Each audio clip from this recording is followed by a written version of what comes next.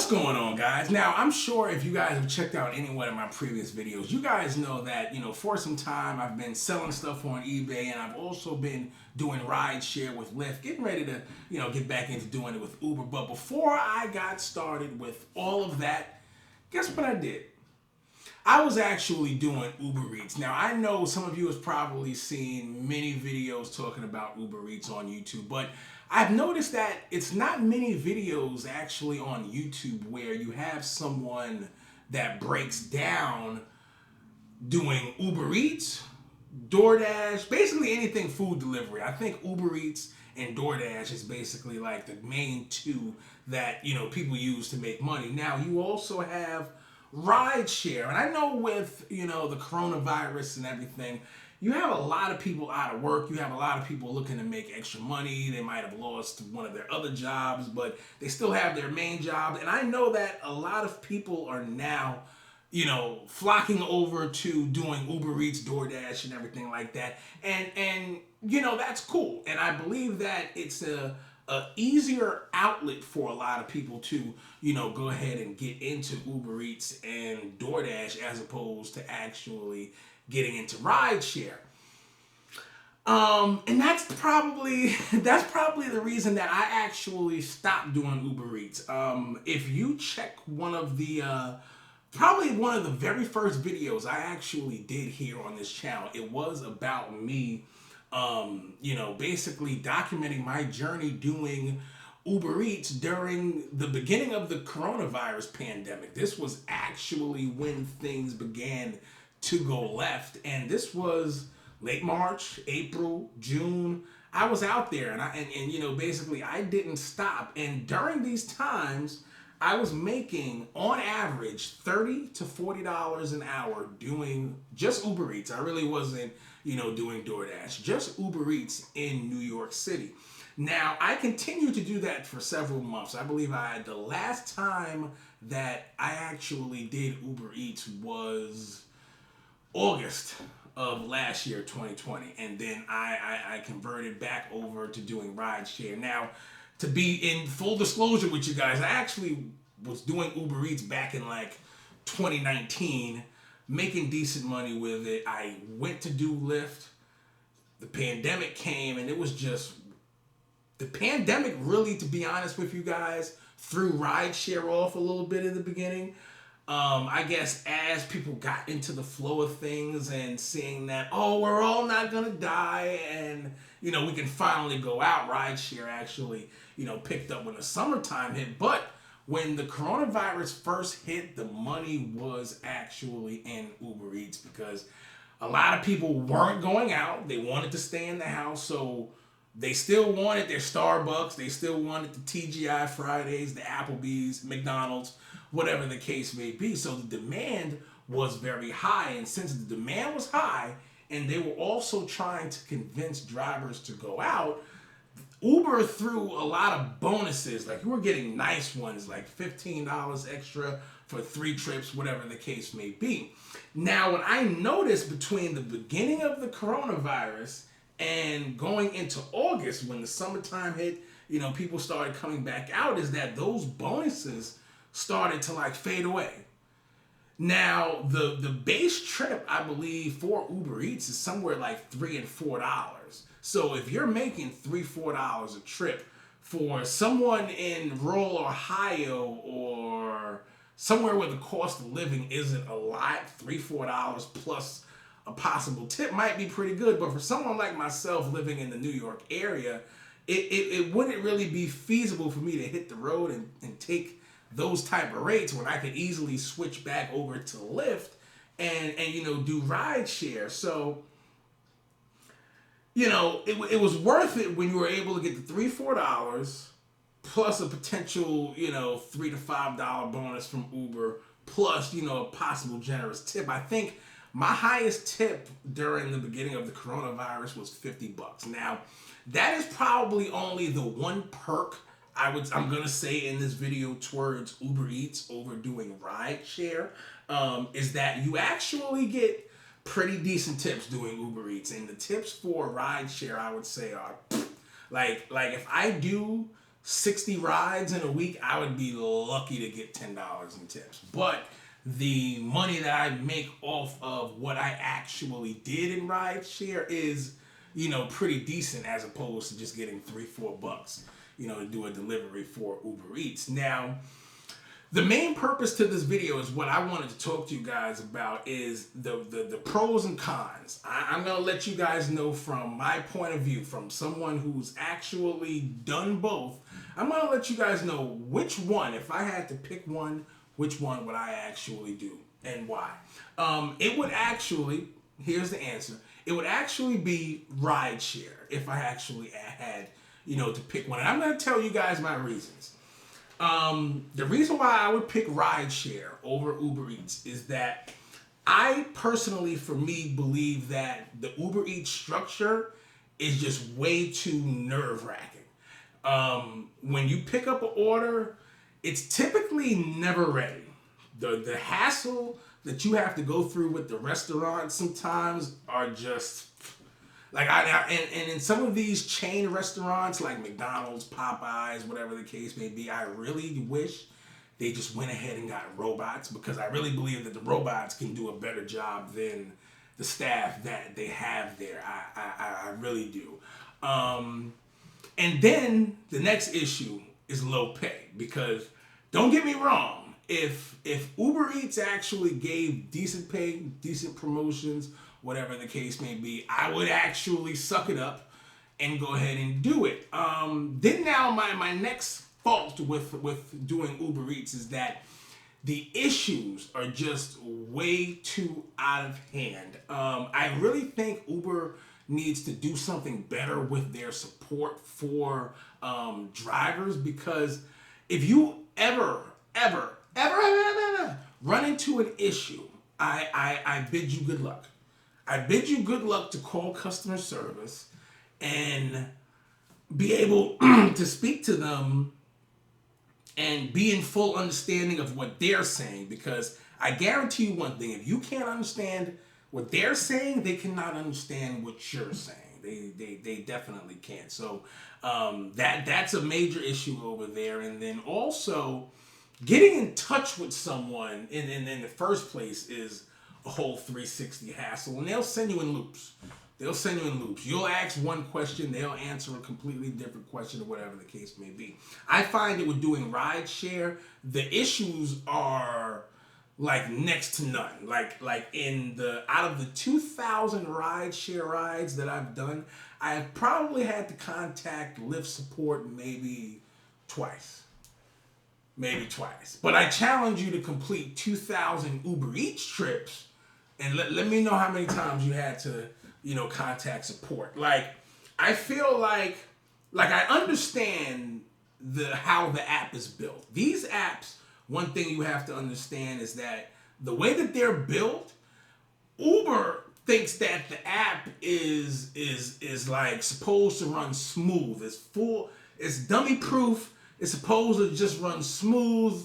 There should be no issues. Therefore, we don't have to have this crazy, adequate driver support, or whatever the case may be. And the fact of the matter is that that's just simply not true. For anyone out there, and I'm sure you guys, you can leave comments and everything down below, because what I'm saying is 100% truthful. For anyone out there who has done Uber Eats for a decent amount of time, and I gotta give more credit to DoorDash, because you could operate smoothly on DoorDash. Uber Eats, though, I challenge anyone that's out there doing Uber Eats right now. How's driver support or partner support, whatever you want to call it, treating you? How is it? Horrible. Are there issues in the app? Yes. So the reality of it is, for Uber, is that there's issues in the app, and they don't have adequate support to fix those issues. They really don't. And I don't know how they can solve it. Maybe get driver support here in the U.S., whatever the case may be, so it's a smoother, kind of thing. But I don't know. With doing rideshare, it's smooth. I rarely have to get out of my car unless and this may sound lazy, I don't know, you guys let me know, but I don't even get out of my car unless I'm going picking up someone from the supermarket and I'm helping them put bags in the trunk, or I pick someone up from the airport and I'm helping them put bags in the car, which I don't mind doing because if I've been cramped up already in the car for 2-3 hours, I don't mind getting out, to stretch my legs or whatever the case may be. But it's smooth. The transaction is smooth, and the transaction should always be smooth. If you are overly complicating things or whatever the case may be, you really don't have to do that. If you could get your hours in on the road smooth, why not have them smooth? So it's a smooth process. I just go ahead, I pick someone up, they get in the car, I follow a GPS, I drive to their destination, drop them off, and it's completely done. And that's how I actually like it. And the money, like I said, typically with rideshare, I average between $20 and $25 an hour. Could I be averaging more doing Uber Eats or the same doing Uber Eats? Possibly.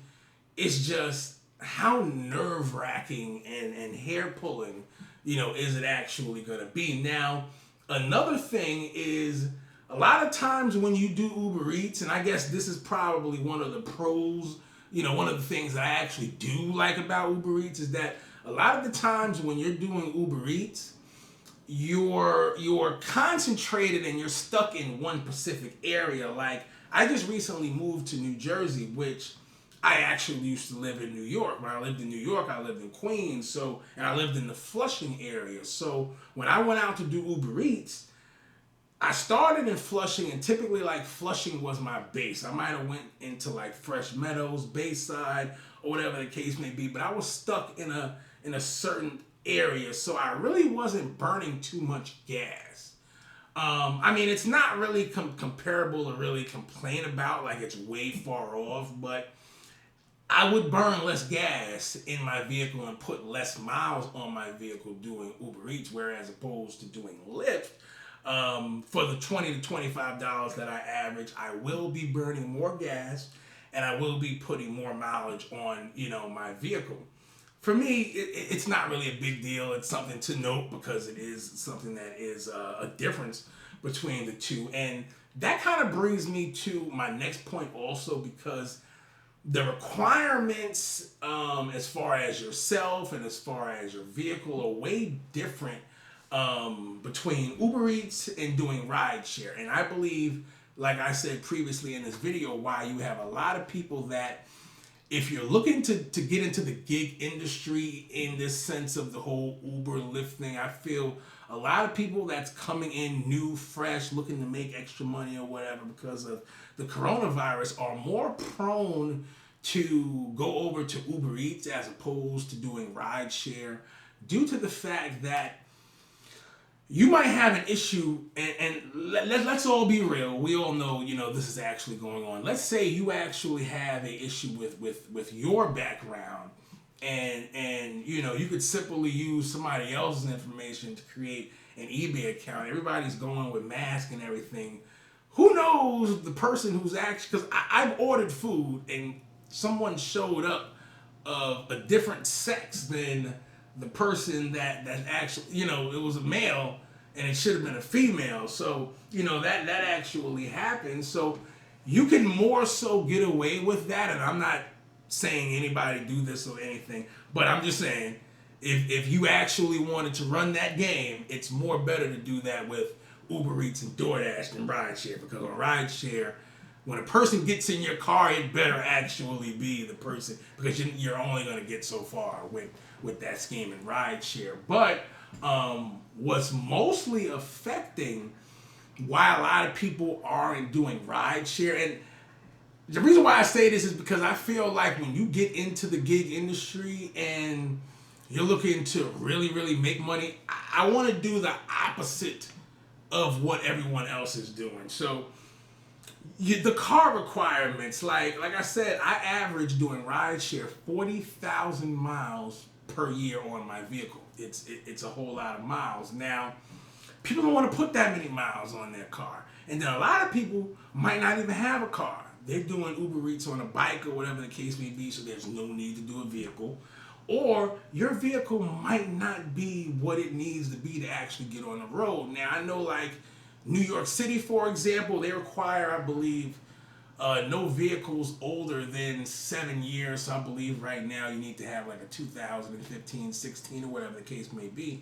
But if you go into certain smaller areas, like here where I'm at in North Jersey, you can go all the way back, I think, to like 2001, 2002. You would be surprised some of the vehicles that I actually see on the road. But you see, the thing is that if you're out there doing ride sharing, you're trying to do it part-time or full-time, whatever the case may be, you only have so long if you're out there riding around in a 2005 Toyota Camry or whatever the case may be, especially here in North Jersey with the bumps in the road, and everything like that. Your undercarriage is going to be shot quick. And then if you already have 150,000 miles on that vehicle, you're going to rack it up kind of quick.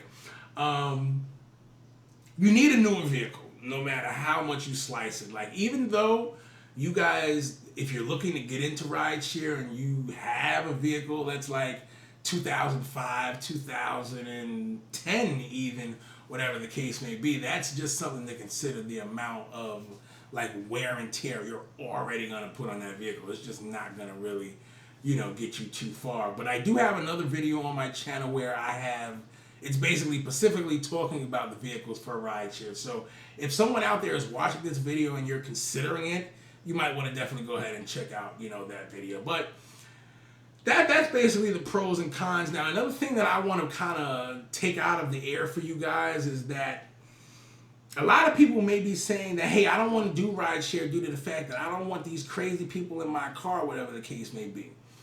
For the most part, I'm going to let you guys know, and like I said, on the Lyft app, I've done over 2,000 rideshare rides. I will let you know that, honestly, people get in my car, and I'm driving, and unless they say something to me, I can completely forget, that they're back there. It's like if I just had a box in the back of my car, it's kind of almost like the same thing. Like, don't get me wrong, there's people that like to speak, but majority of the people just get in your car, hello, goodbye, have a good day, and that's basically it. It's just, like I said, it's a smooth transaction. So I guess that basically sums it up on my take, on both. Definitely give this video a thumbs up if you guys liked it, and get subscribed to the channel and check out some of my other videos. And I think, you guys can actually learn a lot here. If you guys have any questions, if you watch any of my previous videos, I'm sure those questions will get answered for you. And then I also sell stuff online, eBay and everything like that. So you might can learn a thing or two. So I'm out of here, and I'll see you guys in the next one. Thanks.